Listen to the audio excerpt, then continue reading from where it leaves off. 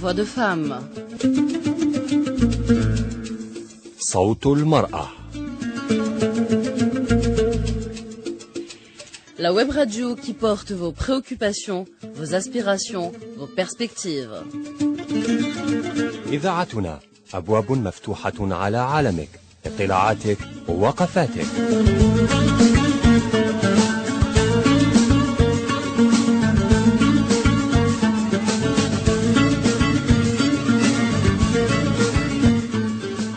إذاعتنا صوتك المسموع.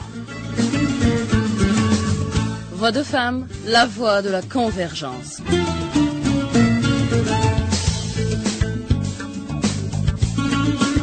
Mesdames, Messieurs, chers internautes, Voix de Femme entame sa deuxième semaine de diffusion. Nous vous proposons à partir d'aujourd'hui et durant une semaine de nouveaux programmes et la rediffusion des émissions de la semaine dernière. Voix de Femme, votre web radio est à l'écoute de vos suggestions et remarques. N'hésitez surtout pas à nous les faire parvenir à rédaction@femmeencommunication.com. Et voici à présent l'édito de Nafissa Lahrache. صوت المرأة راديو نت تهدف الجمعية الوطنية المرأة في اتصال من خلاله الاتصال بجمهور النساء أينما وجد. راديو نت نوع جديد من الإعلام التكنولوجي تستغله الجمعية للاتصال المباشر بالنساء والدخول إلى عالمهن ومحيطهن الاجتماعي والإنساني. راديو نت هو الصوت والمبادرة التي أرادتها جمعية المرأة في اتصال والتي لم تكن لترى النور لولا الدعم الدولي. إذاعة صوت المرأة الوسيلة الإعلامية الجديدة الأولى في الجزائر تجربة تستحق اهتماما خاصا من كل المطلعين على موقع الجمعية، سواء من حيث المصلحة التي ستنقلها المرأة الجزائرية في الداخل أو للتعريف بأهداف الجمعية وطموحات النساء الجزائريات لكل أصقاع العالم. صوت المرأة راديو نت يفترش مبدئية الرؤى وحيادية التناول لضمان مسلك إعلامي نظيف يؤسس لمطلبية في الحقوق، تدعم المساواة اللامشروطة بين الجنسين والمشاركة الفعلية للمرأة في مجال التنمية الوطنية الشاملة. إن اخترتموها كوسيلة للحوار دعموها بالاقتراحات وغضوها بالنقاش الحر والمسؤول، نقاش التطور، نقاش التحول، نقاش الرقي.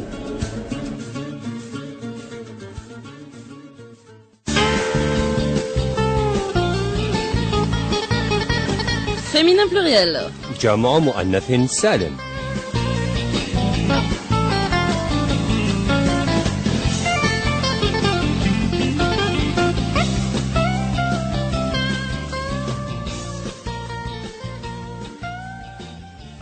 سيداتي وسادتي، أهلا بكم في فضائنا الخاص بروبورتاج لهذا الأسبوع. سنقدم لكم روبورتاج جديد عن العنف ضد المرأة في الجزائر، إضافة إلى إعادة بث روبورتاجات الخاصة بالسياسة، الشغل، البحث العلمي والسينما.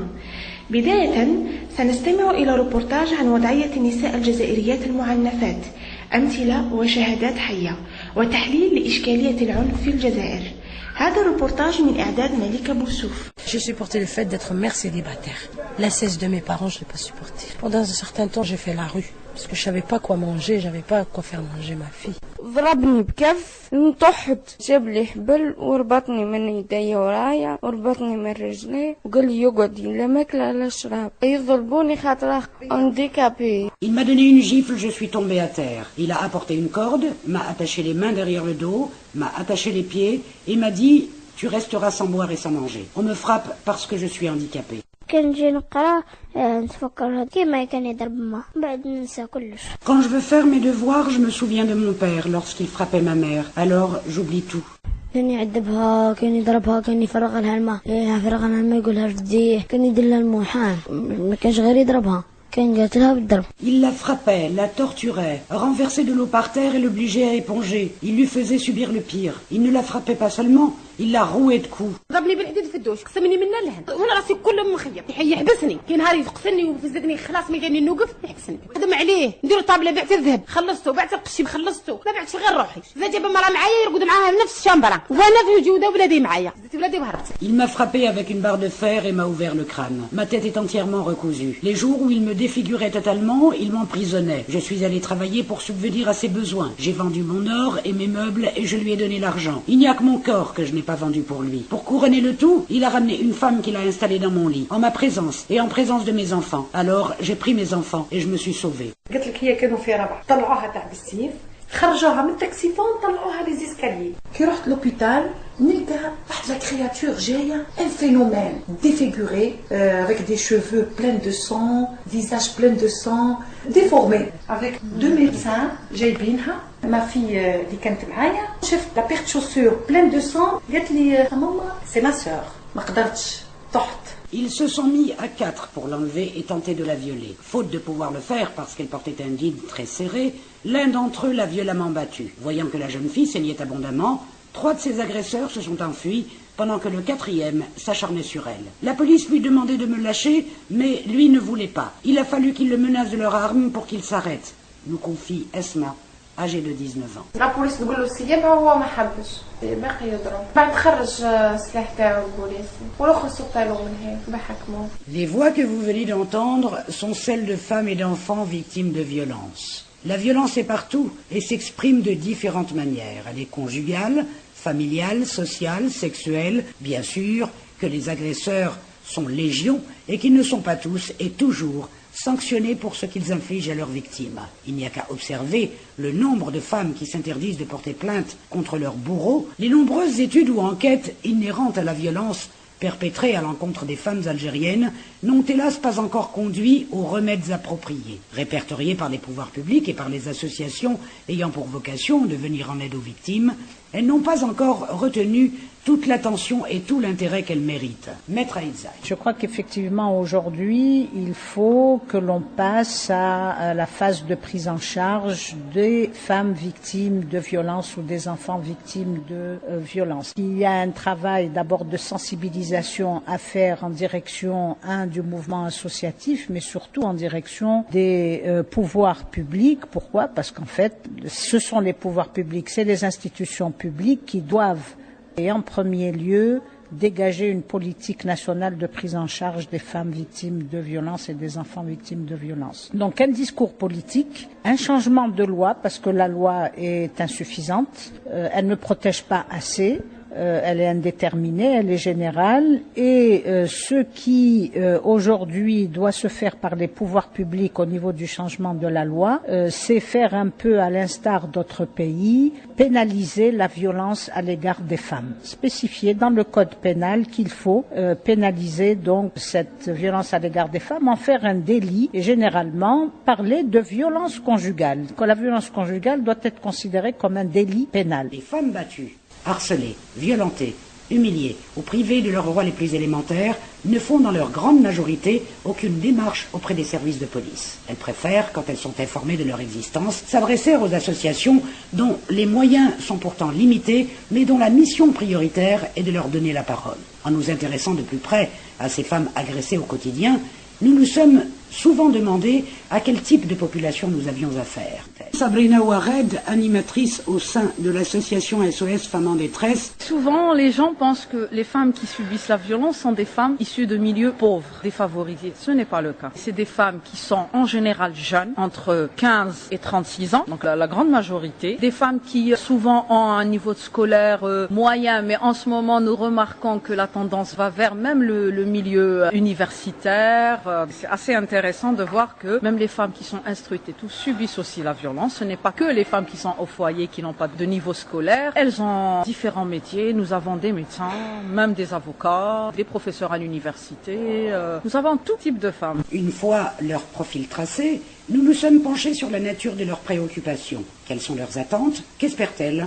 d'un centre d'écoute. Les femmes, par exemple, celles qui sont instruites, qui sont d'un milieu social un peu élevé et tout, leur problème, c'est qu'elles ne peuvent pas se confier. À qui vont-elles dire que le mari est en train de me battre ou est en train de m'humilier? Parce qu'il n'y a pas que la violence physique, il y a aussi les humiliations, les injures, les mots blessants, on les rabaisse. Et donc, elles ont besoin d'en parler en premier lieu. Elles aimeraient que quelqu'un les écoute, quelqu'un partage avec elles leur souffrance. Ça, c'est la première demande. Et bon, souvent aussi, c'est de savoir est-ce qu'il y a des procédures, pas spécialement juridiques. Elles vont pas toutes au juridique. Des procédures même psychologiques. Est-ce qu'il y a des moyens de faire une thérapie avec le conjoint agresseur? Est-ce que vous pouvez le convaincre de ne plus me battre, de ne plus m'humilier? C'est ça la demande. Elles vont rarement faire appel à la justice. Elles ont envie que tout se règle à l'abri des regards indiscrets et des jugements inamicaux, loin des préjugés qui accroissent la détresse et le désarroi, face auxquels l'environnement immédiat se montre soit indifférent, soit impuissant.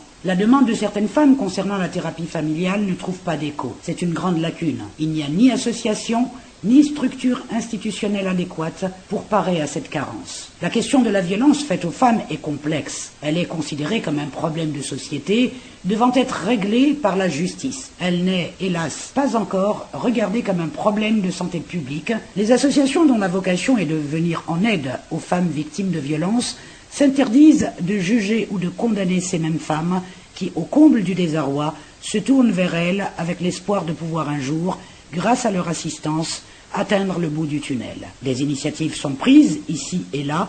Elles mériteraient d'être appuyées par les pouvoirs publics. Car s'il y a prise de conscience au niveau institutionnel de la nécessité de dégager une stratégie destinée à enrayer ce phénomène, il n'en demeure pas moins que les choses ne vont pas au rythme souhaité. Créer le délit de violence intrafamiliale en y incluant la violence conjugale et les agressions des frères, des fils, des cousins ou des voisins, encourager l'entourage à intervenir et à dénoncer les coupables, et surtout médiatiser la violence sous toutes ses formes, permettrait non pas d'en venir à bout, mais du moins d'en atténuer les effets destructeurs.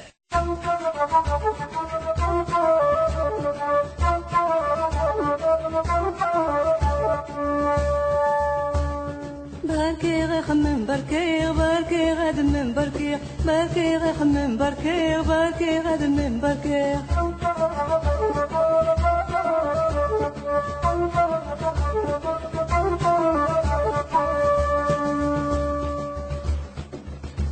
عدن وصانا رنين وصانا عدن وصانا رنين وصانا ونتدايق تراجي ضايق ونتدايق تراجي ضايق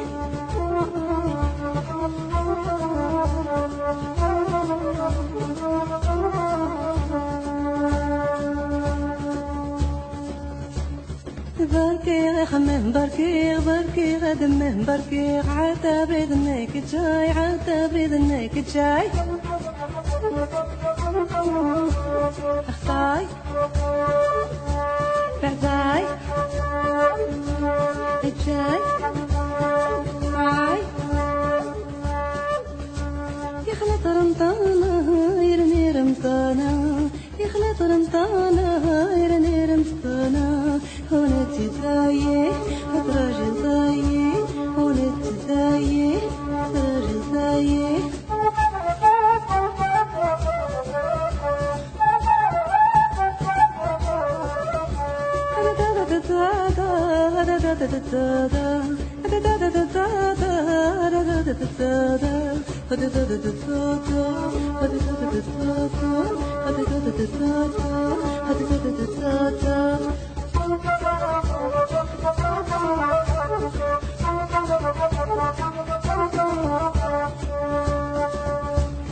بركي غخمم بركي بركي غدمم بركي بركي غخمم بركي بركي غدمم بركي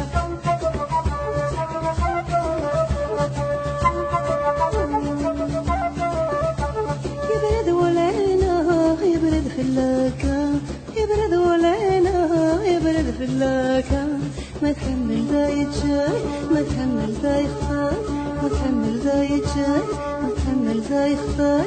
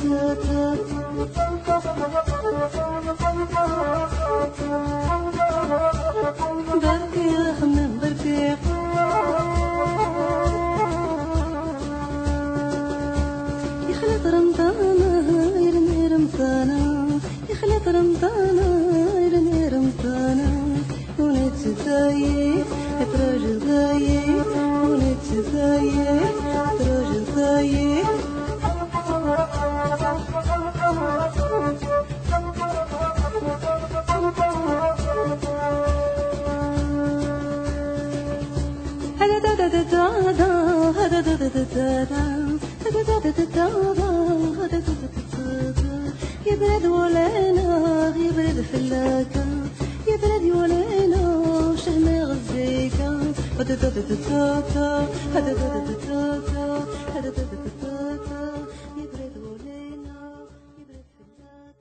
هن عديدات ذات كفاءات وقدرات عالية، لكنهن في أغلب الأحيان يرفضن شغل مناصب المسؤولية.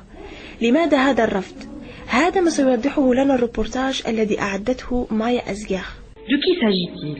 Il s'agit des femmes qui consacrent une grande partie de leur temps à la recherche. Depuis toujours, et durant tous les siècles qui ont précédé le nôtre, des femmes qui ont brillé dans ce domaine, des femmes dont les travaux ont fait faire un bond à l'humanité, n'ont été auréolées de gloire qu'après leur disparition. Prenons par exemple Marie Curie et Rachel Carson. Leur grand mérite a été rendu public, mais à titre posthume. Les femmes, faut-il encore le dire, sont présentes dans tous les domaines d'activité ou presque. Elles ont même opéré, depuis ces 40 dernières années, une percée fulgurante dans l'espace universitaire. Elles brillent aujourd'hui, y compris dans les filières réservées traditionnellement aux hommes. Qu'est-ce qui pousse ces femmes, qui sont de plus en plus nombreuses, à vouloir s'imposer dans ce domaine qui est la recherche? Cette émission qui leur est consacrée va nous aider à comprendre un peu plus leur motivation. Nous saurons aussi si l'égalité des chances entre les hommes et les femmes est respectée. D'autres questions leur ont été posées. Parviennent-elles, par exemple, à s'imposer réellement? Sont-elles nombreuses à diriger un centre de recherche? Tout cela, nous allons le découvrir tout au long de l'émission. Pour commencer, nous allons laisser un homme nous parler de ces femmes. C'est M. Zorbi. Il est président du syndicat des chercheurs permanents en Algérie. M. Zorbi commence par nous donner quelques chiffres. Les femmes chercheurs ont atteint la parité. La proportion de femmes chercheurs est de l'ordre de 40% des effectifs. Elles sont présentes pratiquement dans tous les domaines d'activité. La proportion est de l'ordre de 60% hommes, 40% femmes. Je pense qu'à l'horizon 2010-2012, nous allons atteindre la parité, c'est-à-dire 50% des effectifs, 50-50, sinon on va dépasser. Hadi Lahsna est en post-graduation à l'école polytechnique d'architecture et d'urbanisme, que nous écoutons à présent.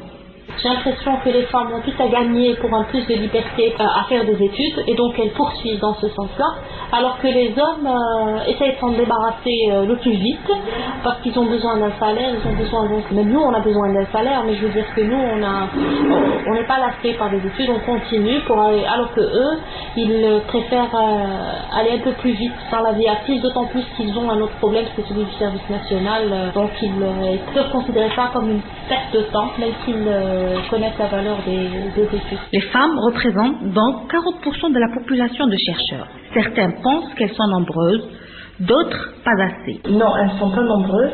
Peut-être qu'au moment de la sélection de ces chercheurs justement, elles ne répondaient pas à ces critères. Nous avons rencontré quelques-unes d'entre elles et nous leur avons demandé de nous parler de leurs travaux. Écoutons-les. Je fais de la recherche dans le domaine de l'aménagement du territoire et de la protection de l'environnement et du développement durable. Je m'intéresse à l'aménagement du littoral, à l'organisation spatiale du littoral, aux problèmes d'environnement et aux problèmes de développement durable. Madame Ouchal El-Kahina, elle, est chercheure au Centre de recherche de l'économie et de développement. Je travaille au sein d'une équipe sur les entreprises, sur l'intelligence économique, sur la veille technologique, stratégique, sur les PME, PMI. Dina Swalili enseigne en même temps qu'elle fait de la recherche.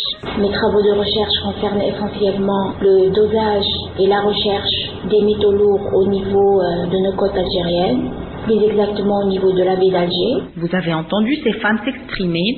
Elles sont présentes dans plusieurs secteurs de la recherche. Monsieur Zorbi nous en parle. Les filières les plus féminisées, d'abord il y a, je dirais, un peu les sciences sociales. Il y a aussi la filière biologie, je ne sais pas pourquoi. Par exemple, vous prenez le cas de l'INRA et de l'INRF, où le personnel chercheur féminin est majoritaire. La géologie, il y a beaucoup de femmes géologues qui commencent à faire le terrain. Ces femmes ont bien sûr conscience du rôle qu'elles jouent dans ce domaine, où pourtant elles rencontrent des problèmes. Différents bien sûr, mais des problèmes quand même. Il n'y a pas un problème spécifique. Je dirais que dans certains centres, on a relevé des problèmes d'harcèlement moral de la part de certains gestionnaires vers eux. Il y a aussi le problème de l'emploi du temps. Si en Algérie, il n'y a pas de choix. Il y a l'homme qui est dehors et qui a tous les droits. Quand il rentre à la maison, c'est un véritable poids lourd. Pour la grande majorité, comme ça, il faut qu'elle s'occupe de la scolarité des enfants. Pour Madame Ouchalel, chercheuse, le problème se pose au niveau de la famille. Il y a eu des protestations par rapport à mon acharnement. Je consacrais beaucoup plus de temps à mon travail que ma petite famille. Pour Dina Swalili, qui est elle, célibataire, les difficultés sont spécifiques à son métier. On n'a pas un budget spécifique pour tous les projets de recherche, c'est-à-dire qu'on a un budget qui est délivré pour l'ensemble des chercheurs. Or, il faudrait que pour chaque projet de recherche, destiné une certaine part de matériel qui concerne chaque chercheur. À partir du moment où je suis célibataire, je crois que je n'ai pas les mêmes problèmes qu'une femme mariée. Nous l'avons entendu. Malgré les problèmes rencontrés, elles sont présentes sur le terrain. Leurs publications, quoique rares, parlent pour elles. Je dirais qu'on est à la même tendance, mais souvent, les chefs de projet sont souvent confiés à des hommes. On trouve des femmes chercheurs en deuxième position, troisième position. Les femmes algériennes, au niveau de la recherche, sont classées en termes de publication derrière les femmes tunisiennes et marocaine. Pourquoi? Le potentiel chercheur algérien est très fragile. Vous savez que pour ce qui est des chercheurs permanents, le chiffre est de 2700 chercheurs. Donc vous prenez la proportion de 40-60, ce qui fait à peu près 1200 chercheuses.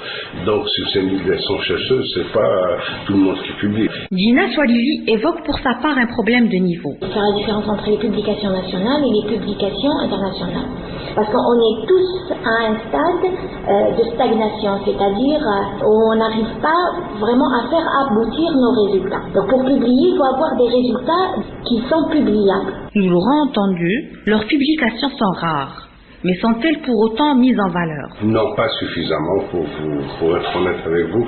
Nous l'avons compris, l'Algérie traverse une situation de crise. Une crise qui a tendance à toucher beaucoup de domaines. L'impact des difficultés, en général, a engendré ce que l'on qualifie de fuite des cerveaux. Quelles sont les proportions? Il y a beaucoup de départs, surtout pour ce qui est des couples. Il y a des chercheurs couples qui émigrent soit en Amérique du Nord, soit en Europe. Mais la tendance, pour ce qui est des femmes chercheuses, c'est de rester ici, de se marier, de fonder un foyer, de continuer à exercer dans les différents centres de recherche. En Algérie, il existe une seule femme directrice de centre de recherche. Sur les 30 établissements de recherche qui existent en Algérie, il n'y a qu'un seul centre qui est dirigé par une femme qui est Madame Rimaoun du CRASC d'Oran. Je dirais que Madame Rimaoun donne un exemple de rigueur dans la gestion, de rigueur dans les activités scientifiques, qui fait envie beaucoup des chefs d'établissement hommes. Ces femmes chercheurs se mobilisent pour imposer leur travail, qu'elles estiment important pour le développement du pays. Elles sont exceptionnelles parce qu'elles mènent un double combat, qu'elles assument souvent jusqu'au bout. Comme nous le dit si bien M. Boutlilis, ancien conseiller auprès du ministre de la Recherche. Bien sûr qu'il existe des problèmes pour la femme. C'est vrai qu'il existe encore du sexisme parfois, il faut l'avouer. Mais toutes les mesures sont prises pour que ces phénomènes disparaissent. La recherche se fait en équipe. Et l'équipe est composée d'hommes et de femmes.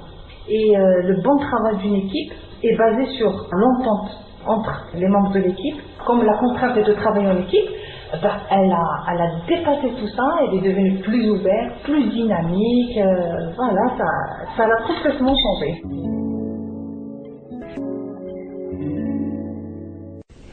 ثاني موضوع لهذا الأسبوع هو وضعية المرأة الجزائرية في عالم الشغل. لقد أثبتت المرأة وبقوة إرادتها في خوض تجربة الاستثمار وكذا المغامرة في خلق مؤسسات مصغرة، ولكن يبقى أن النساء لم يستفيدن من الأجهزة التي وضعت من طرف الدولة في إطار محاربة ظاهرة البطالة بصفة كافية. لماذا؟ هذا ما سنحاول الإجابة عليه في روبورتاج الذي أعدته لنا منير أعراب.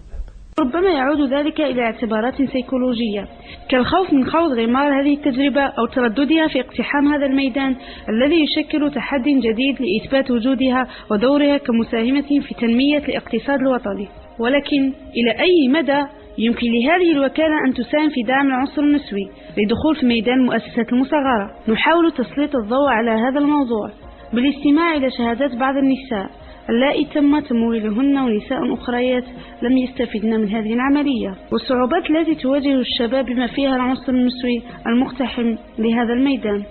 كما يوجد العديد من النساء اللائي نجحن في خلق مؤسسات مصغرة كالسيدة كريمة والآنسة نجلة، فلنستمع إليهما على التوالي. اتصلت بلونساج جي ديبوزي لو دوسي في 1999، بعد قالوا لي لازم لك اون بونك، طلبت 96 مليون، كانت مقبولة يعني. دونك الحمد لله. Je suis en train de faire un très grand projet مع la ولاية de Inti Motion. J'ai travaillé récemment مع le PLF بجاية. درت ملف تاع لونساج، داوني لاكور، ومن بعد درت ثاني مع بنك التنمية الريفية لاباز. حليت في سنة 2000 ما ساتاميليور ان جور ان جور الحمد لله. سمع معنا اني سلكت بالقصليدات تاوي. آنسة أخرى استفادت من دعم وكالة تشغيل شباب، لكن هذه المرة في ميدان آخر، عالم الرسوم المتحركة التي اقتحمته ليندا طيب الشريف. بدينا هذه الشركة في 1998 عن طريق الوكالة الوطنية لدعم تشغيل الشباب. كي رحبوا بهذه الفكرة ساعدونا وكملنا تقدمنا للبنك اللي هي كان رحبت بهذه الفكرة وعاونتنا وعطاتنا القرض تاعنا. بعد عامين الحمد لله قدرنا نخرجوا أول رسوم متحركة ديالنا حنا تاع الميديا ديال الفنون. لكن الأكيد أن هناك شباب يسأل نفسه الآن ويريد الاستفسار عن الشروط اللازمة التي تمكنهم من الاستفادة من دعم وكالة تشغيل الشباب. كل هذه التساؤلات يجيب عنها السيد محمد شعلال مدير المالية للإدارة العامة للوكالة الوطنية لدعم وتشغيل الشباب. الشروط هي 4 شروط. اولا السن لازم يكون ما بين 19 و 35 سنه، يمكن ان يصل حتى 40 سنه في حاله ما اذا خلق 3 مناصب شغل. الشرط الثاني لازم يكون الشاب بطال. الشرط الثالث لازم يكون عنده سواء دبلوم ولا يكون عنده معارف في النشاط اللي يختاره الشاب. الشرط الرابع هو مساهمه الشخصيه، يمكن ان تكون مساهمه عينيه او نقديه في تمويل المشروع. في حاله ما اذا استوفى الملف الشروط التي تطرقتم لها، كيف تتم عملية تمويل المشروع وكيف توسع نسب المساهمة بين صاحب المشروع والبنك؟ النسب مختلفة على حسب قيمة الاستثمار. كي تكون قيمة الاستثمار تحت 1,000,000 دينار جزائري 5% هي نسبة المساهمة، و25% قرض بدون فائدة تاع لونساج، و70% قرض بنكي بفائدة مخفضة. عندما يكون الاستثمار أكثر من 100 مليون سنتيم وأقل أو يساوي 200 مليون سنتيم تكون 10% نسبة المساهمة الشخصية، 20% قرض بدون فائدة اللي تقدمه لونساج، و70% نسبة القرض البنكي بفائدة مخفضة. كي يكون أكثر من 200 مليون سنتيم يساوي أقل من 300 مليون سنتيم تولي 15% نسبة المساهمة الشخصية، 15% نسبة القرض بدون فائدة، و70% القرض البنكي بفائدة مخفضة. كي يكون أكثر من 300 مليون سنتيم أقل أو يساوي 400 مليون سنتيم تصبح 20% مساهمة شخصية، و15% قرض لونساج بدون فائدة، و65% قرض بنكي بفائدة مخفضة. ومن خلال بعض الشهادات لاحظنا أن حظ الرجال أوفر من حظ النساء، فلماذا؟ وفي هذا المجال التقينا بالسيدة أمل ماكتة بالبيت لتوضح أكثر. فكرت نعمل ملف في تشغيل الشباب لونساج، بعد ذلك قعدت مدة 6 أشهر ورحت لهم نشوف صدى الملف اللي حطيته لا إجابة. كيف تفسرت على الموضوع هذا؟ قولوا لي المشكل بين لا بنك ووكالة تشغيل الشباب. هناك شهادة أخرى للسيدة قطوش ليندا فلنستمع إليها معا. أنا المشروع تاعي نقل حضاري، يعني طاكسي نقل حضاري هكذا. درت الدوسي تاعي ودفعته فرونساج، الأول رحبوا بيا، مام مدير النقل طلعت حتى للرويسو فرحوا بهذه الفكرة. جبت هنا لونساج، درت الدوسي تاعي في 1999، بعد رحت باش يعطوني لاكور برك ما عطاوهانيش. يعني ماشي البروبليم دوكا نقول في لا بنك ولا البروجي تاعي هذايا كيما نقولوا نافع اجتماعيا واقتصاديا. يعني بالنسبه لكاع المواطنين هنايا بالك صح المره الاولى صح تجيهم حاجه هكذا كيفاش مرا دايره نقل حضاري تو، بصح في الاخر يولوا يالفوني بشويه بشويه تولي عندهم نورمال. واش راح نقول، يعني انا صراحه المشكل تاعي في لونساج ما عم باليش الا كان كيما نقولوا مشكل اداري ولا مشكل يعني كيما نقولوا من السلطات الكبرى، يعني اللي هي في لونساج تاع الجزائر. بصح انا على حسب ما رحت وما شفت باللي 95% دوسي يمشي متاع الرجاله و5% بالنساء، وعلاه ما على باليش. وبعدما استمعنا إلى هذه الشهادات التي تؤكد أن هناك تمييز حقيقي بين الرجال والنساء في الاستفادة من تمويل وكالة دعم الشباب، في هذا الإطار يجيبون على هذا الإشكال السيد محمد شعلان مدير المالية للإدارة العامة للوكالة الوطنية لدعم تشغيل الشباب، فيوضح قائلا: فيما يخص النساء، إذن هذا الجهاز اللي يشجع الاستثمار لكل شرائح الشباب سواء كان رجال أو نساء. واليوم الدليل على هذا من بين جميع المشاريع اللي خلقتها لونساج 48,000، اليوم عندنا أكثر من 5,800 مشروع خلقتها النساء. تمركز يعني المؤسسات المصغرة النساء نجدها خاصة في الحرف، نجدها في أول أمر خاصة في لي بروفيسيون ليبرال. احنا كي نقولوا الشباب عامة، يعني ما نفرقوش ما بين النساء والرجال. هذا الجهاز موجه لهم كما موجه للرجال، موجه لجميع الشباب الجزائريين، نوجه لهم نداء باش يتقدموا للفروع باش يخلقوا مؤسسات مصغرة. رغم النجاح الذي حققه بعض الشباب بما فيهم النساء في خلق مؤسسات مصغرة، إلا أن هناك بعض العراقيل والمشاكل التي تعترضهم مثل رهن العقار، وهذه شهادة إحدى الآنسات واجهنا هذا المشكل. درت الدوسي تاعي فرونساج في 2000 حصلت على الموافقة، كي رحت لابنك دوموندي فيا باش ندير رهنية تاع الدار ولا تاع أي حاجة ليسونسيال حاجة تعود ملكي، بصح أنا ما قدرتش نديرها، ما نقدرش ندير رهنية تاع دار. ومن بعد بس الدوسي تاعي حنا لابنك ما حبوش يساعدوني، كي دوموندو رهنية تقدري ترهني دار على جال صوارت كونتي كي ماهيش كبيرة، حاجة قليلة مش بزاف. ولتوضيح هذه النقطة يقول السيد مدير المالية للإدارة العامة: طبعا هي الرهن على العقار، الرهن على العقار هذا غير مطلوب على مستوى البنوك، قضية درست من طرف لونساج والبنوك حتى على مستويات أعلى من هذا. يعني هذا الرهن العقاري هذا لازم نقولوا يعني ماهيش قاعدة أما على مستوى البنوك، في بعض الوكالات البنكية، في بعض يعني الوكالات البنكية، لكن النسبة تاعها ماهيش يعني معتبرة.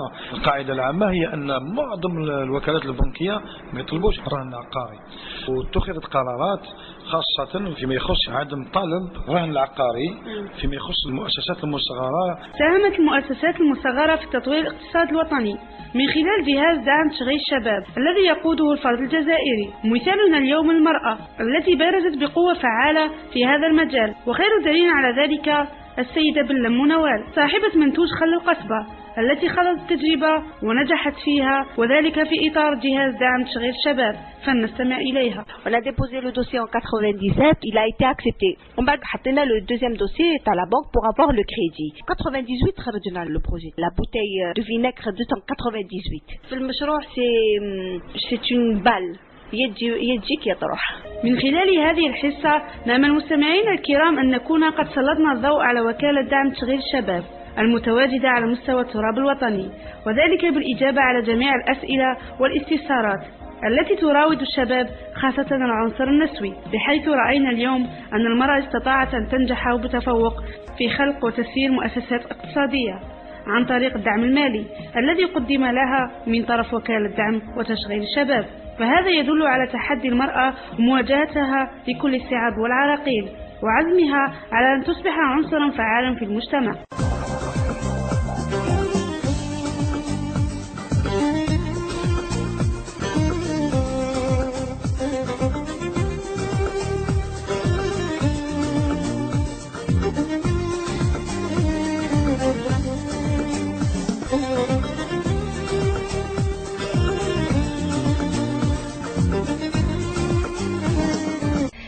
ثالث موضوع لهذا الأسبوع يخص جمعية الأمل للمعاقين وأولياء المعاقين بباب الواد.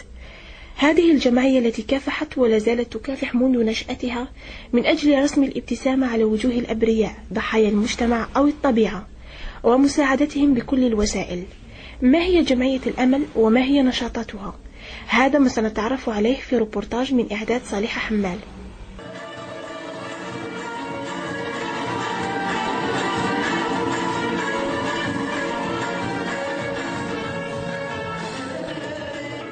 L'association Al-Amal de Bab-el-Oued pour les personnes handicapées, les parents des handicapés a fêté son 20e anniversaire. L'occasion de réunir tous les membres, les handicapés et les amis de l'association dans la grande salle d'hôtel Séphir d'Alger. Un anniversaire fêté en collaboration avec l'APC d'Alger qui a bien voulu prendre en charge tous les frais de la fête en guise de remerciement et d'encouragement pour l'association pour son travail humanitaire.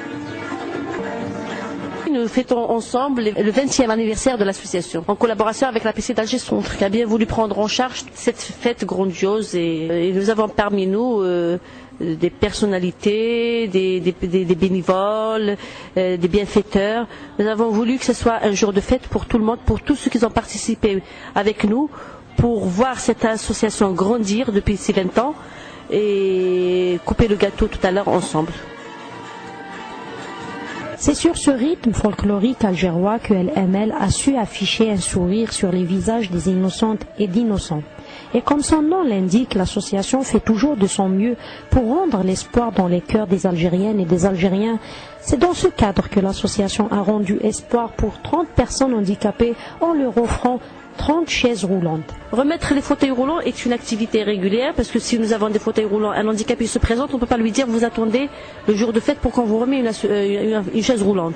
Mais nous avons eu la chance d'obtenir un conteneur d'un bienfaiteur, un conteneur qui contient 140 fauteuils roulants, 10 fauteuils électriques et nous avons saisi cette occasion pour en distribuer une trentaine aujourd'hui, dans 2 fauteuils électriques et 31 de fauteuils roulants simples. 20 ans d'existence, de lutte et de combat quotidien afin de rendre à cette tranche de société si importante et si vulnérable en même temps sa dignité et sa véritable place.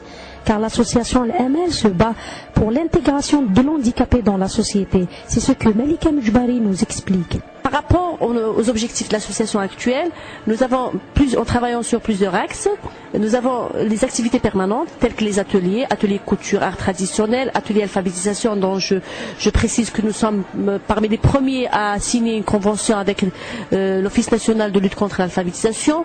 Donc on avait créé cette filière d'alphabétisation au sein de l'association. Maintenant nous avons des personnes qui ont commencé chez nous, maintenant ils sont intégrés dans le cursus scolaire normal. Nous avons aussi la section culinaire et la section informatique pour enfants. Nous avons aussi une section qui est très intéressante, que j'aime beaucoup, c'est la section pour enfants handicapés. C'est des poléos handicapés qui ne sont acceptés nulle part, qui n'ont que le lundi ou le jeudi ou sortent de chez eux pour venir à l'association. On essaie de donner ce qu'on peut pour ces enfants, ne serait-ce les sortir chez eux, trouver un espace où ils peuvent jouer, s'exprimer et leur apporter une petite aide comme on peut. Il y a aussi le côté social qui travaille beaucoup.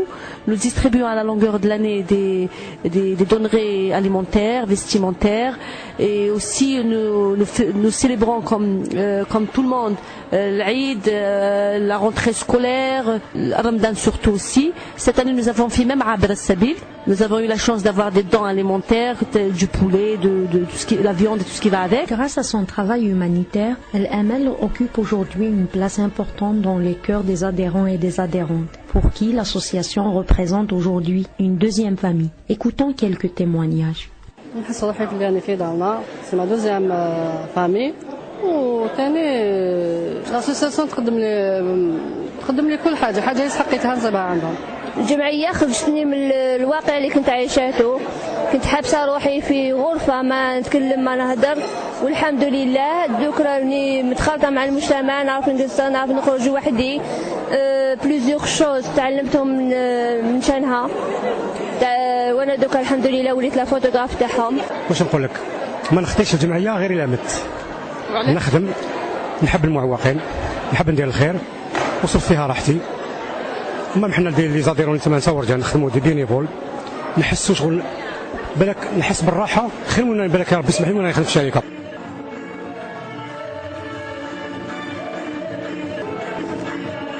Être handicapé ne pose pas de problème pour Malika, qui a dépassé son handicap et qui lutte aujourd'hui pour une vie meilleure et prospère. Moi, le mot handicapé me plaît beaucoup. D'ailleurs, donc on me dit aux besoins spécifiques, chose que je déteste. Moi, je parlerai de mots sur l'handicap moral, parce qu'on ne parle plus d'handicap mental. Je parlerai plutôt de l'handicapé moral. L'handicapé fait dino, l'handicapé fait akhlaqo. Donc c'est ça le vrai handicapé pour moi. Moi-même je suis handicapé moteur, je suis poliomyélite, mais ça ne m'empêche pas pour autant d'être professeur, d'être psychologue et de gérer une armada de personnes qui se lèvent quand je rentre dans mes locaux. Donc dire Malika boite, comme dire par exemple Malika a de beaux cheveux, Malika a de beaux yeux. رابع موضوع هو وضعية الصحفيات في الجزائر والمغرب العربي. روبورتاج من إعداد مالكي سمية. تفتح التحولات الاقتصادية والاجتماعية الجارية في الشرق الأوسط وشمال إفريقيا المجال لدفع قضية مساواة النوع الاجتماعي بالنسبة للإعلاميات في مكان العمل إلى الأمام. يظهر قطاع الإعلام هذه التحولات الحاصلة في المنطقة، فهناك تزايد مطرد في عدد الصحفيات، ولكن قلة منهن موجودات في مواقع صنع القرار في المؤسسات الإعلامية، مع أن الصحفيات يدخلن في اتحادات الصحفيين أكثر من أي وقت مضى، لكن تمثيلهن في الهيئات القيادية ما زال محدودا للغاية، حيث يحتفظ الرجال في هذه الهيئات بأغلبية كاسحة. من منطلق التزامه الدفاع عن حقوق الإعلاميات، أطلق الاتحاد الدولي للصحفيين حملة شركات في القيادة النقابية لتشجيع الإعلاميات في منطقة الشرق الأوسط وشمال إفريقيا على الانخراط في العمل النقابي، وذلك من خلال التدريب والحملات الإعلامية وتنظيم حملات الضغط لخوض الانتخابات للهيئات القيادية. ولهذا نظمت الفيدرالية الدولية للصحفيين يومين دراسيين في 17 و18 من نوفمبر، وهذا بفندق الجزائر، من أجل مناقشة قضايا العمل النقابي والتحديات القيادية التي تواجه الصحفيات.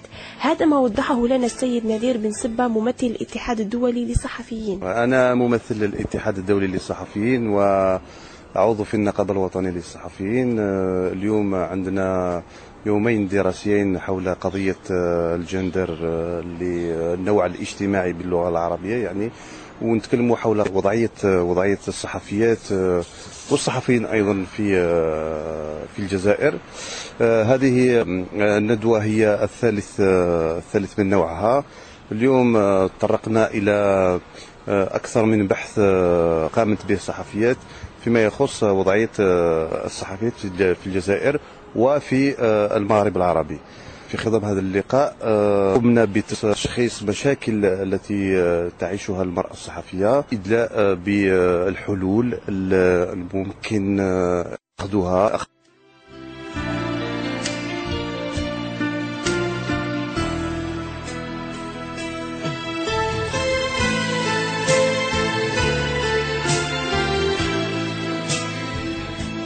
من منطلق الدفاع عن قضية المساواة في النوع الاجتماعي بالنسبة للصحفيات في مكان العمل في الشرق الأوسط وشمال إفريقيا، قامت الفيدرالية الدولية للصحفيين بدراسة إحصائية، وهذا من أجل تحديد شروط العمل بالنسبة للصحفيات الجزائريات والمشاكل التي تواجهها من أجل الوصول إلى حلول لمختلف الوضعيات.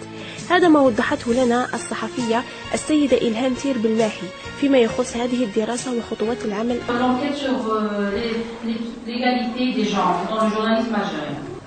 Cette campagne elle est menée dans le cadre de la campagne sur les femmes partenaires dans le leadership syndical dans la région MENA, menée par la Fédération internationale des journalistes. C'est une étude sur l'égalité qui a été lancée afin de déterminer les conditions de travail des femmes journalistes en Algérie et cerner les problèmes auxquels elles sont confrontées au quotidien. Voilà, c'est le but de cette étude. La méthodologie, on a travaillé sur un questionnaire en arabe et en français. On a distribué en début novembre 2008 exactement. On a fait 175 exemplaires. Sur 175 exemplaires, il y a 19 femmes qui n'ont pas, 19 journalistes qui n'ont pas répondu. Donc l'échantillon pris, c'est 156. 156, voilà, l'étude, à chaque fois, je le rappelle, il faut rappeler que c'est l'échantillon pris et 156 femmes, journalistes. Dans plusieurs régions d'Algérie, plutôt 175, voilà. Les médias ciblés, on a la presse écrite, la radio, la télévision algérienne, les médias arabophones et francophones. Il y a 20 publications, 7 antennes de radio, télévision et l'APS. Les régions concernées par l'étude sont Alger, Oran, Sidi Bel Abbès, Tlemcen, Constantine, Annaba, Skikda et Elbez. Le timing, les questionnaires ont été collectés au mois de décembre 2008 et les résultats analysés et ont été prêts dès le mois de février 2009. كما وضحت لنا السيدة إلهام بنتير بالماحي نتائج هذه الدراسة الإحصائية لنساء الصحفيات في الجزائر. C'est les principaux résultats. Premièrement, l'âge, statut civil des journalistes. 68% des journalistes, des réponses proviennent de femmes journalistes appartenant aux tranches d'âge 30-45 ans. 63% d'entre elles sont mariées. 63% elles sont mariées. Langue de travail. 43% des femmes journalistes interrogées travaillent en arabe. 38% exercent en langue française. Et 19% travaillent dans les deux langues, notamment à l'APS et dans l'audiovisuel. Type de qualification, 82% des femmes journalistes algériennes ont un diplôme universitaire. 14% seulement sont diplômés de l'école de journalisme. Uniquement 4% des personnes interrogées n'ont qu'un niveau d'études secondaires. Les types de contrats. Sur l'échantillon pris, 83% des femmes journalistes travaillent avec comme permanente, c'est-à-dire avec un CDI. 12% avec des CDD ou comme collaboratrice. Et 2% en tant que freelance.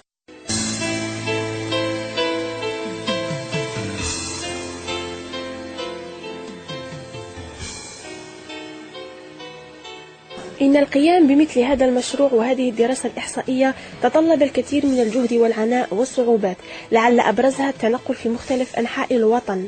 هذا ما وضحته كذلك السيدة إلهام بنتير بالماحي. Le projet a nécessité des déplacements à travers plusieurs régions pour rencontrer les journalistes.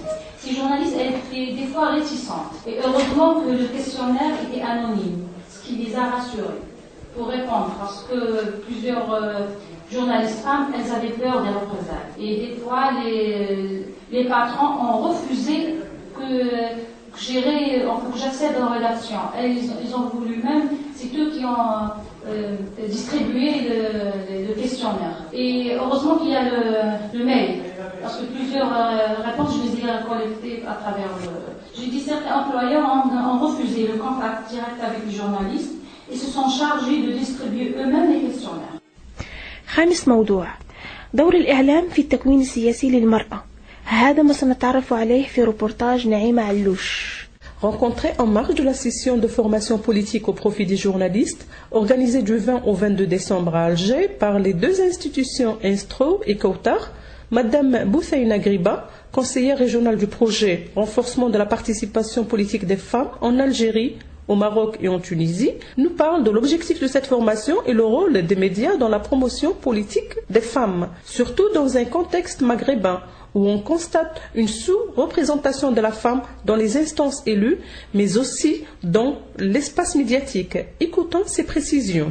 Le projet est financé par l'Agence de coopération internationale. Il a démarré en 2008 et il se termine en 2011. Il a plusieurs composantes. La composante première, c'est la composante recherche et études. Nous avons entrepris un mapping concernant l'état des lieux de la participation des femmes en Algérie, au Maroc et en Tunisie. Nous avons également entrepris un exercice médiatique qui a analysé l'image de la femme politique dans les médias. Et il s'est avéré que d'un point de vue l'image qu'on reflète est une image positive, c'est-à-dire qu'on parle positivement de la femme politique.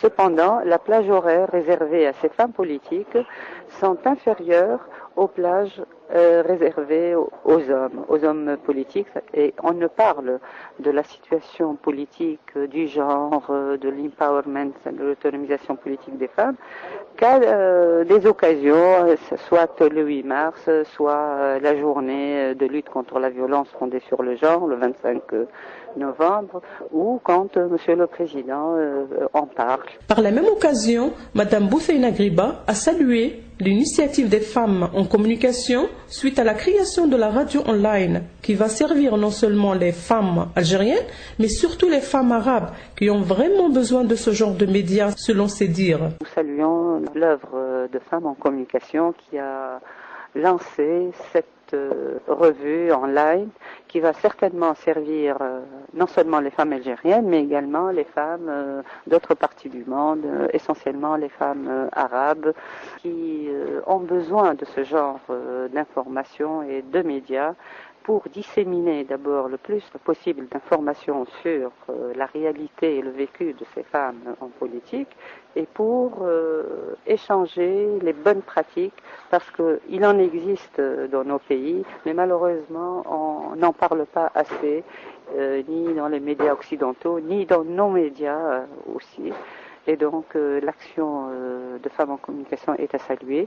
Nous visons par le biais de cette formation à sensibiliser davantage les médias à l'intérêt de faire participer les femmes à la vie politique, parce qu'elles apportent une plus-value certes à la vie politique, mais également une telle participation permet d'ancrer davantage l'égalité et la non-discrimination dans le vécu de nos sociétés, de nos citoyens, des citoyens des trois pays. Pour le formateur Abdelkrim Hizawi, le bilan de cette formation de 3 jours est très satisfaisant et a atteint son objectif, qui est axé notamment sur le développement de la notion genre et le traitement de sa dimension dans les articles journalistiques et les produits audiovisuels, afin d'inclure les femmes dans toutes les démarches prises par l'État et de créer cet impératif d'équilibre entre les deux sexes, et de ne pas marginaliser la question de la participation de la femme dans les programmes médiatiques. Au contraire, il faut la promouvoir dans les élections ou dans les postes de décision. Cette session de formation s'est très bien passée parce que nous avons eu donc la première journée à développer la notion de genre. L'approche par genre permet donc d'inclure les femmes dans les statistiques, dans toutes les démarches que fait l'État, que font les services publics, et d'inclure aussi la dimension genre dans les articles et dans les productions journalistiques pour à chaque fois donc on est présent à l'esprit cet impératif d'équilibre entre les deux sexes, d'équité dans le partage des tâches, etc. Donc ceci a été fait donc la première journée, qui a également permis de traiter de la question du genre dans les médias, ou de l'approche genre dans les médias, c'est-à-dire comment écrire des articles ou produire des programmes audiovisuels ou toute matière journalistique qui soient conformes, qui respectent la dimension genre, et donc qui ne marginalisent pas la question de la participation de la femme, et qui au contraire va promouvoir la nécessaire promotion de la femme dans les élections, dans les postes de décision, etc. On a, la deuxième journée, travaillé dans le même sens, notamment en développant un peu, avec des exemples concrets, parce que c'est une session de formation aussi, des exemples concrets, notamment les stéréotypes négatifs ou les stéréotypes sexistes que les médias utilisent le plus souvent inconsciemment, donc quand ils traitent des questions de société. L'originalité de cette session de formation organisée à Alger, d'après notre interlocuteur, est l'invitation des femmes élues à la 3e journée pour un échange avec les journalistes sur plusieurs sujets d'actualité, comme l'adoption bientôt des quotas pour la participation de la femme aux élections nationales et locales en Algérie. Un intérêt évident est accordé par l'ensemble des journalistes participants à ce sujet. Tel est le constat de ce formateur. Alors, l'originalité de cette session par rapport à celle qui a été organisée au Maroc par exemple, dans le même programme, c'est qu'on a invité des femmes élues pour que lors de la 3e journée, ces femmes élues aient un échange avec les journalistes, et donc aujourd'hui nous avons assisté à un très bel échange, donc un regard croisé sur les mêmes questions, et notamment sur la question d'actualité qui est celle de l'adoption en Algérie bientôt de la méthode des quotas pour les élections nationales et locales. Enfin, cette session de formation destinée aux professionnels des médias a pour vocation de sensibiliser plus que de former sur la question du genre et de la participation politique des femmes. Selon l'avis des organisateurs, une telle rencontre entre journalistes et femmes élues devait avoir ses fruits afin d'inspirer les journalistes à prendre d'autres initiatives et inscrire d'autres programmes à l'approche genre. Une volonté est approuvée par les participants pour constituer la tête d'un éventuel réseau sur la question femmes et médias en Algérie. سادس موضوع لهذا الأسبوع هو واقع النساء الريفيات في الجزائر والجمعيات التي تنشط من أجل مساعدتهن لإخراجهن من عزلتهن ومن التهميش الذي تعانين منه. روبورتاج من إعداد ملكي سمية. من وادنيني من الدوار وادنين ساكنة في الريف. أنا 10 خرفان قرينا عليهم ودرنا عليهم كل شيء. كنت نخدم الفرحة عندي دعموني بلا ساغ هما وندير فلاحه. هذه الجمعيه هي اللي دعماتك، الجمعيه دعمتني باللسان. هن نساء من بين العديدات اللائي تسلحن بالإرادة والشجاعة والأمل لتغيير حياتهن وإثبات ذاتهن في المجتمع كنساء مسؤولات واعيات قادرات على الإفادة والاستفادة. وقد ساعدهن في ذلك جمعيات حملت على كتفها مسؤولية دعم هذه النسوة ومساعدتها بما لديها من إمكانيات. جمعيات من مختلف أنحاء الوطن بدأت تنشط منذ التسعينات تمثلها نساء متطوعات تعمل باستمرار بتفاني وإتقان من أجل مساعدة نساء في مناطق نائية على الخروج من دائرة التهميش والعزلة لتثبت كيانها وشخصها في مجتمعها وأسرتها. ومن بين هذه الجمعيات جمعية إكرام بتيبازا وجمعية تماري بوهران. السيدة رزي فوزية رئيس جمعية ترقية المرأة الريفية إكرام لولاية تيبازا. المنطقة هي الناظور، السياج تاعها في الناظور. احنا جمعيتنا تأسست في 2004 الاعتماد تاعها، وإحنا جمعيتنا تخدم التحسيس ما بين المرأة الريفية والإدارة. احنا نقدر نقول من مسبقين في ولاية تيبازا الجمعية اللي تدخل يعني المرأة الريفية المحضة، المرأة الريفية الجبلية. جمعيتي التخصص تاعها هو الطابع الريفي المحض. من جمعية ترقية المرأة الريفية لولاية وهران تماري يعني ترقية المرأة الريفية. كنا إطارات في المصالح الريفية، المصالح الريف مديرية الفلاحة، وشفنا احنا المرأة الريفية كتعاني من التهميش، يعني كي كتجي تطلب بحقوقها كيما لا كونسيسيون في لي تيغ اغريكول وكلشي ما كانش يعطوها الحق. كان يسموا دائما كاين الفلاح والفلاحة ما كانش، وحنا نعرفوا بلي المرأة الريفية كانت شاركت في خدمة الأرض منذ الاستعمار، كانت تخدم في الأرض وكل شيء. دوك من قسموا الأراضي مدوا إلا للرجال والنساء همشوهم. من هنا حنا بدينا الكفاح تاعنا مع المرأة الريفية باش نجيبوا لها حقوقها لا كونسيسيون، وثاني كذلك في التكوين.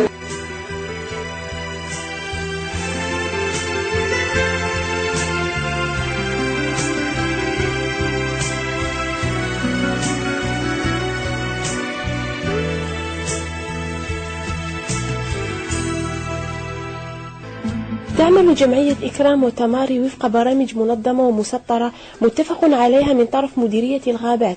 أول خطوة هي تكوين النساء لفترة زمنية محددة لوضعها أمام الصورة، بعد ذلك تقوم بمنحها الدعم اللازم من أجل الانطلاق في العمل. تحسيس المرأة كيفاش درتوا تحسيس التوعية؟ تحسيس التوعية درناهم دوار ودار درتوا مع النساء وهدرنا مع مرأة ما كاش مرأة اللي ما هدرناش معاها. في عندنا مستفيدات، عندنا 13 مرأة مستفيدة في إطار تربية مواشي. وزيدك علم يعني كاين نساء اللي عطينا لهم نعاج و30 بوطة تاع الماكلة العلف والتبن، وكاين اللي عطينا لها 4-5 صنادق نحل. وقبل ما نعطوا للنساء تعلمنا كلمة تكونوا. احنا كون ما كوناش نساء ما نعطوهمش. انا فينانسي عندنا تكوين المرأة، عندنا دي بروجي فينانسيناها في الفلاحة في الأعمال التقليدية وكل شيء. من هذه الأيامات عاد بدينا نديرو لا سينسيبيليزاسيون او نيفو دي دوار وكل شيء، باسكو حنا محافظة الغابات هو اللي عيط لنا وقالنا il faut participer à cette activité باسكو درنا تكوين المرأة في النحل، ودرنا الكونفونسيون افيك لو سونتر دو فورماسيون بروفيسيونيل، داو الدبلوم تاعهم وكل شيء.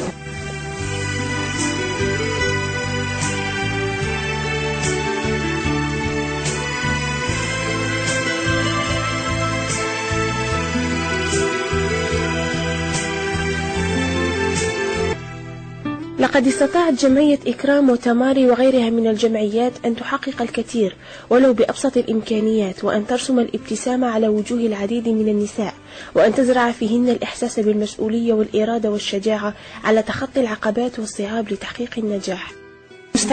مستقلة. كيفاش كتحسي روحك؟ لا مرتاحة. كاين تغيير بين واش كنتي؟ ويش صح كاين. هو النصيحة تاعك لكاع النساء؟ المرأة الريفية ولا المرأة بصفة عامة؟ يخدموا كما خدمت انا، يديروا حتى هما يتقدموا في الطلب ويعطوا لهم يخدموا كما خدمنا انا نخدم فيهم وتلقاهم ولدوا وهاي نخدم فيهم. اكيد قدرتي توفقي بين الدار والعمل؟ كنت قادره نخدم في الدار ونخدمهم هما ونخيف ونخدم كل شيء.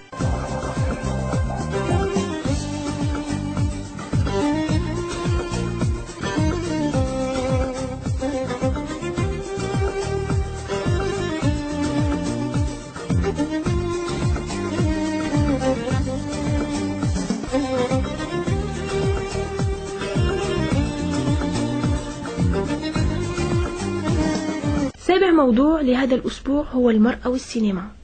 هذا الروبورتاج سيسلط لنا الضوء على صورة المرأة في السينما الجزائرية من إعداد راوية خليفة. في الأول أنا كنت معود أروح الكاميرا.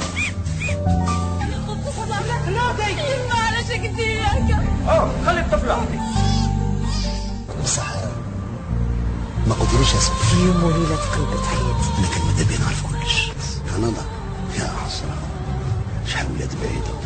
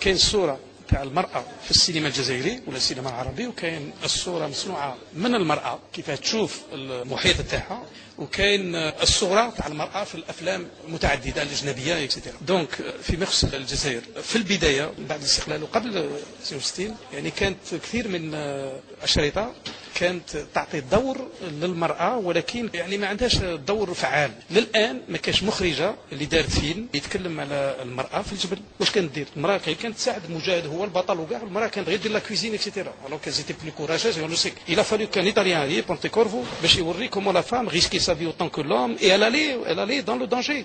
شادي الهضره على الدور. واش درت؟ حبيت يدي حبيت نذبحك ولا كيفاه؟ واش هذه الحكايه تاع الزواج؟ واش من الزواج؟ واش يكون هذا الراجل؟ واش هو يدور في راسك؟ صباح لله واحد مازال ما فطنش، ما تحبسيش درك. ها؟ حبيت تزوجها بالسيف. ما تطلقيش. ما عندها حتى هذا وانت معاها. انا الراجل في هذا الدار ديسيديت نزوجها تتزوج. روحي فيها. بابا لاباس. امين الفراش. وعلاش؟ بابا خلينا نزيد شويه. رقاد. ماما شويه. ما تكثرش هذا الرقاد. روح تاكل خويا العزيز، انت ما تعشيش سير. ماشي صح. واش اللي ماشي صح؟ حتى واحد ما خطبني في ريم. كيفاه؟ حبيت تقول نرفاوني وبزقتها هذا ما كان. هذا كاع كان غير في راسك. بون غدا نروح للوطيل، كاش ما كان ما عجبوش الراجل نقولوا لهم هكا. وانت يا رويجلي حوسنا طوموبيل الغدوه.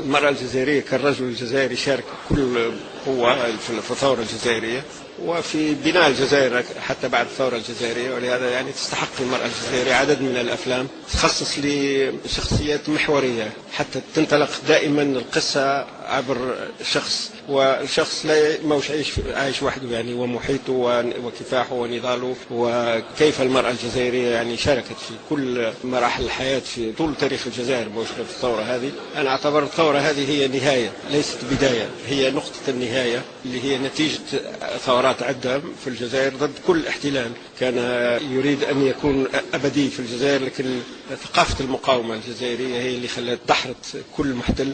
وضروري جدا أن نخصص أعمال سينمائية للمرأة الجزائرية. أنا تمنكر هكذا علاه؟ أنا تروح تغلق لها الباب على صباح الفريجيدير؟ قال لك ربي؟ لعنة الله على الكذابين. ما بصح. شوف والله لو كان تزيد دير لي حاجه قدام هكذا نلوحك في السونتر تاع بير خادم انا. زيد مسحك زيد. قلت فلتنا قلت لك انت خويا حقار ما تحشمش، لا حيالة دي لا حشمه. اذا ما عجبكش الحال تفوكا. هذا واش عرفتنا ما نخرجش، انا نموت مع مولادي. راكي مطلقه خطيني يا سيدي. نطلقه ولا مش نطلقه؟ انا نقعد مع ولادي. لا فماش بالعقل. هذه بالضبط.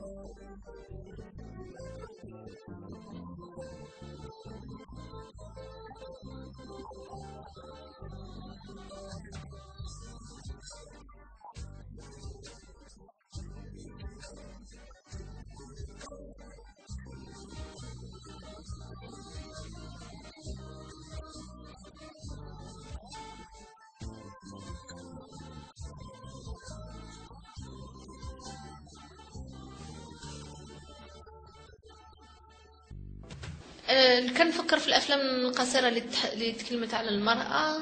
نظن انه رانا في نفس الاقتراحات اللي اقترحوها اللي قبل منا.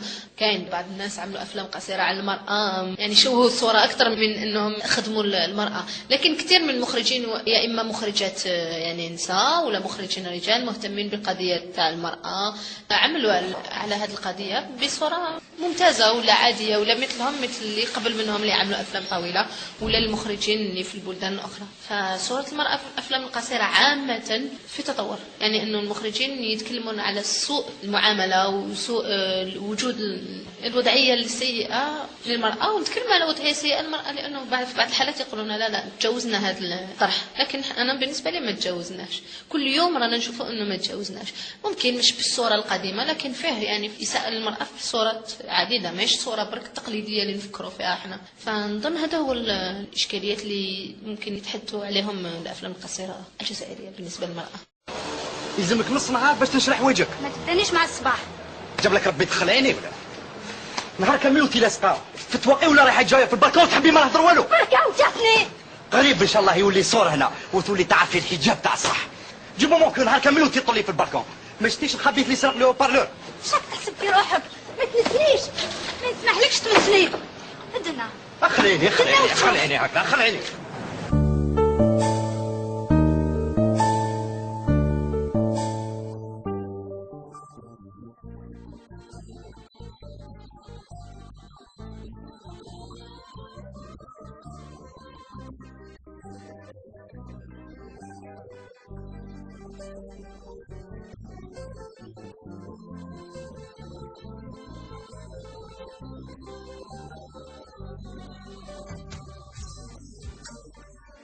والله عندي مشروع فيلم على جميلة بوحيد، يعني الآن قاعدين نكتبوا في السيناريو، نلموا في المادة. فيه انطلقنا من رسالة عملتها واحدة شابة جزائرية موجودة في قسنطينة، فيها كل المعلومات على، يعني اشتغلت على رسالة 4 سنين كل المعلومات على جميلة بوحيد.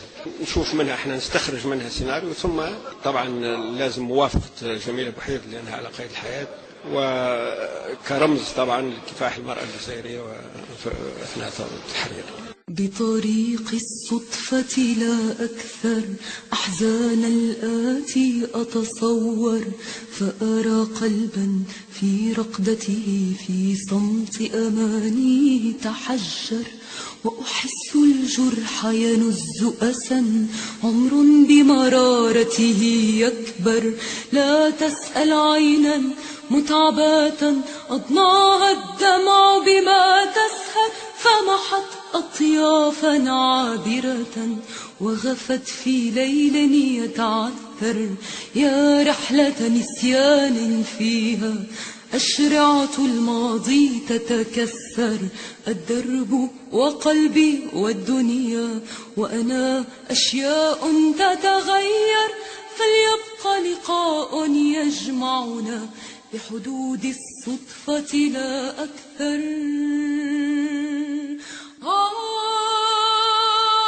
لا أكثر.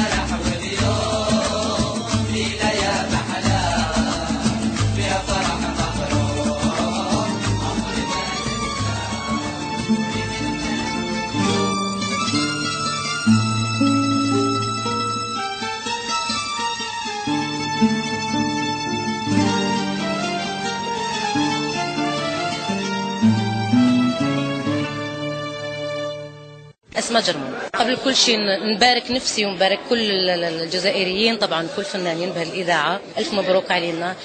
نتمنى ويا ريت يكون عندنا شيء نتكاو عليه حنا كفنانين. احمد راشدي المخرج الجزائري. يظهر لي انه كل قنوات الاذاعه في الجزائر المفروض تخصص شيء من البرامج تاعها للانوثه عامه، ماهوش ضروري انها تكون اذاعه مخصصه للمراه الجزائريه. ويظهر انه عدد الاذاعات الان كثر في الجزائر، هو المهم انه تخصص في كل اذاعه من الاذاعات الجزائريه جزء من البرنامج تاعها مخصص للمراه، كل طبقات المراه في الجزائر، من المراه الموظفه، المراه اللي في البيت، المراه اللي في عالم الرياضه، المراه اللي في عالم الثقافه، يعني في المواضيع عده ومهمه جدا. اذا مبروك للاذاعه الاذاعه الجديده هذه. هويدا البوزيان، نحيي المراه العربيه اينما كانت اينما وجدت بصفه عامه وبصفه خاصه الجزائريه، لأن ما ننساش بلي الجزائرية هي فاطمة نسومر، وما ننساش الجزائرية هي حسيبة وهي بوحيرد وهي النساء حرائر الجزائريات منهن الكثير. نحييهم ونبارك هذه الإذاعة، راح تسد الفراغ اللي ما داروش الإذاعات الأخرين. أكيد راح تنقب عن المرأة المعطاءة، المرأة الفعالة، المرأة النموذج، وهي راح تقدمها. سعيد مهداوي، ان شاء الله نسمعوكم في انترنت، ثاني نتبعوا في انترنت، ونتمنى لكم النجاح، وجيسبر تمدوا احسن عمل ممكن في شبكه الانترنت، باسكو سي لو ريزو دو فيوتشر. صح مخصص المرأة سي انكور ميو. ربيع عبد الحميد، ممثل بالمسرح الوطني الجزائري. المجتمع الجزائري يحتاج إلى هذه القنوات الإذاعية أو القنوات التلفزيونية حتى نثري الساحة الثقافية من عادات، من تقاليد، من فنون. يعني كلنا نعرف أن الثقافة الجزائرية غنية وثرية، يعني تختلف من مدينة إلى مدينة ومن قرية إلى قرية، وإن شاء الله أنه نعطي دفع ونفس جديد للحركة الثقافية ككل. يجب أن نسير في هذا التخصص، لازم أن تكون الإذاعات يعني الحصص متخصصة بما أنها خاصة بالأنوثة بالمرأة. شيء جميل جدا جدا، لأن العنصر النسوي في الجزائر راه فايت النص من العنصر يعني الذكري. إن شاء الله يعني حتى النساء نتاعنا يصيبوا مجال يعني للتعبير أو لطرح المشاكل نتاعهم، يعني سواء المرأة المتمدنة أو المدينة أو المرأة الريف.